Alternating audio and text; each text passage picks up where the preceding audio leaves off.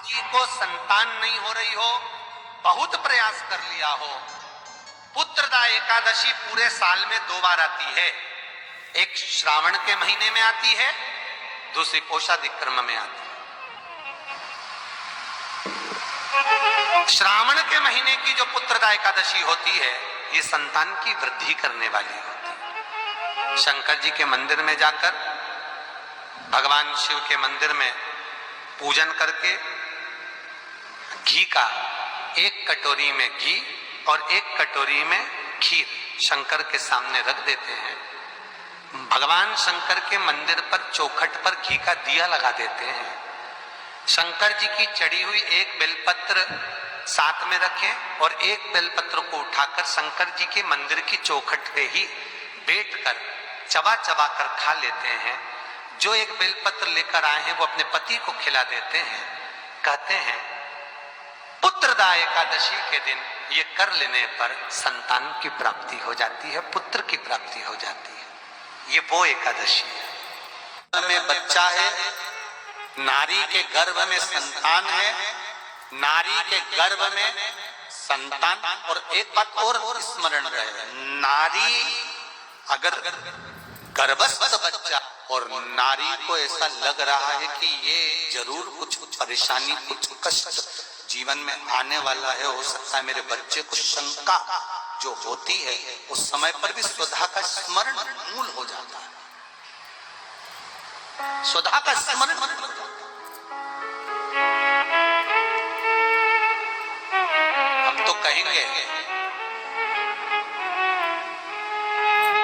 कई लोगों ने भ्रम पैदा कर रखा है, कई लोगों ने भ्रम पैदा कर रखा है। कई महाराज लोग कह देते हैं कि जब गर्भ से नारी रहे तब शंकर भगवान को ना छुए, शिवलिंग का स्पर्श ना करे, शंकर जी को छुए नहीं। ना जाने कौन से महाराज ने कह दिया, एक आध बार मिल जाए तो पकड़ के सी और लिया। जिसने कहा, जब शिव महापुराण की कथा कर रही है, अकाल मृत्यु वो मरे जो काम करे चंडाल का, और काल उसका क्या बिगाड़े जो भक्त हो। महाकाल का जो शंकर का उपासक होता है, शंकर का स्पर्श करता है, शिवलिंग का मात्र स्मरण, केवल स्मरण, केवल स्पर्श करता है, तो कहा उसके कौटि कौटि पाप छिन्न हो जाता है। तो गर्भस्थ नारी, अरे भाई, लिंगायत संप्रदाय का वर्णन हिंगोली से करा था, परली से करा था कि लिंगायत संप्रदाय में शिवलिंग को मानते हैं। बच्चा गर्भ से जन्म लेता है, माँ जब तक बच्चे को दूध नहीं पिलाती, जब तक उसका गुरु मंत्र नहीं हो जाता, उसको लिंगायत संप्रदाय के संत आकर जब तक गुरु मंत्र नहीं दे देते, तब तक नारी उसको दूध तक नहीं पिलाती। यहां तक वर्णन, विचार करिए जरा। तो फिर कौन ने कह दिया कि शंकर भगवान के शिवलिंग को छूना नहीं चाहिए, गर्भवती नारी को स्पर्श नहीं करना चाहिए? और कौन सी पुराण में लिखा है, कौन से शास्त्र में लिखा है? यहाँ शास्त्र कह रहा है, शिव महापुराण, स्कंद पुराण, लिंग पुराण, नर्मदा पुराण, पद्म पुराण वर्णन करती है। आप दिल से, हृदय से, चित्त से शंकर भगवान की आराधना कर सकते हो। हाँ, नारी अगर गर्भस्थ बालक है और उसको चिंता है, बहुत टेंशन है, और उसके साथ शिव की आराधना कर रही है, तो बाबा के ऊपर 1 बेलपत्र भी अगर वो चढ़ा रही है चावल के दाने के साथ, तो ये निश्चित है कि स्वधा उसके गर्भ की रक्षा करती है और बच्चा समाप्त नहीं हो सकता। ये निश्चित है। स्वधा करी, साधना करी, और तब साधना कर कर स्वधा के सम्मुख में 3 बेटियां प्रकट हो गई हैं। वो 3 बेटी है महाराज, 3 बेटी प्रकट।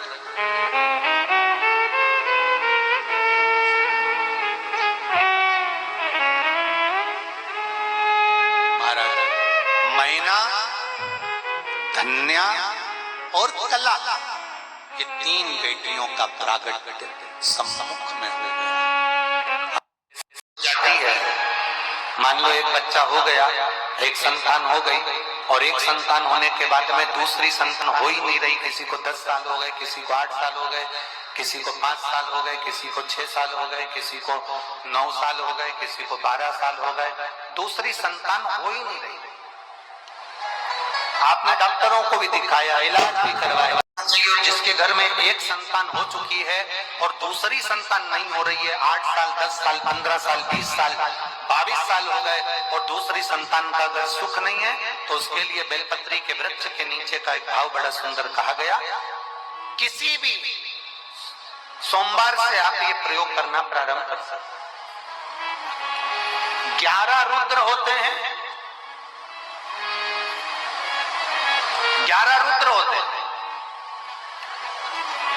एक सोमवार को बेलपत्री के वृक्ष के नीचे जाइए और बेलपत्र के वृक्ष के नीचे जाकर एक एक रुद्र का स्मरण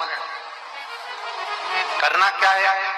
बेलपत्री के वृक्ष के नीचे जब आप जाएं तो बेलपत्र के वृक्ष के नीचे की ही मिट्टी का एक कुंड, आप लोग क्या कह सकते हैं यहाँ पर, हम क्या बोले उसको, जैसे मिट्टी का एक कटोरी बनाते हैं ना, क्या बोलते हैं उसको, कुंडी बना देते हैं मिट्टी की।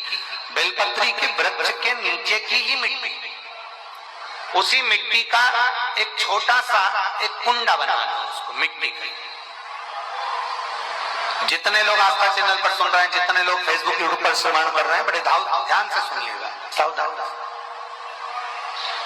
मिट्टी की कुंडी बनाई, उस कुंडी में जल समर्पित कर दिया और जल चढ़ाने के बाद में एक घी का दिया लगाकर वहीं पर थोड़ा सा मीठा, कुछ भी जो आपके पास में हो, घर में जो भी उस समय पर आपके साथ में हो, या तो दूध घर का मीठा हो, जैसे मावे का, खोए का हो या खीर हो, तो वहीं पर एक कटोरी में थोड़ा सा रख दीजिए और उस कुंडी में जो जल चढ़ाया गया है वहां पर उस बेलपत्री के वृक्ष के नीचे भगवान शंकर के 11 जो रुद्र हैं उसमें से एक एक रुद्र का आपको स्मरण करना है। 11 रुद्र का नाम क्या है? तो पहले नंबर पर आता है कपाली, दूसरे नंबर पर आता है पिंडर, तीसरे नंबर पर आता है भीम, चौथे नंबर पर आता है विरूपाक्ष, पांचवें नंबर पर आता है बिलोहित, छठे नंबर पर आता है शास्त्र, सातवें नंबर पर आता है अजपात, आठवें नंबर पर आता है अहिष्णु, और 9वें नंबर पर आता है शंभु, 10वें नंबर पर आता है चंड और 11वें नंबर पर आता है भव।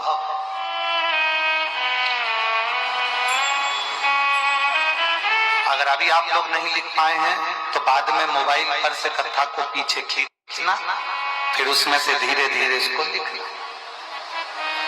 एक रुद्र के नाम से एक कुंड का निर्माण करा, पूजन करी, घी का दिया लगाया, वहां जो मीठा रखा है उसको लिया, कुंड में से थोड़ा सा जल लिया, बेलपत्री के पेड़ के नीचे आचमन किया, जो मीठा रखा है वो ले जाकर रात्रि के समय पर सोने से पहले पति पत्नी उसको पाए और साथ रहे।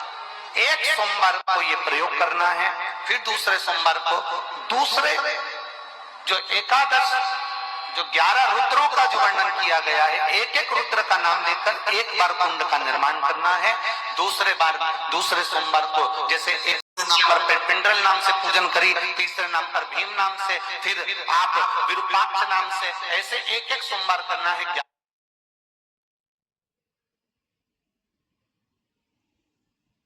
11 सोमवार और 11 सोमवार जैसे तुम्हारे पूर्ण होंगे, भले 10 साल हो गए हो चाहे 15 साल हो गए हो, गर्भ जरूर फूलेगा और संतान की प्राप्ति।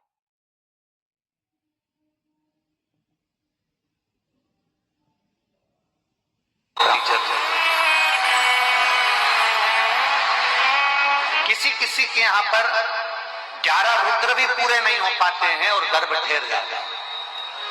लगभग 4-5 रुद्र पूरे होते हैं और गर्भ ठहर जाता है। तो आप जो 11 रुद्र हैं इनका स्मरण कर कर भी भगवान शंकर से प्रार्थना कर सकते, भगवान शिव से प्रार्थना।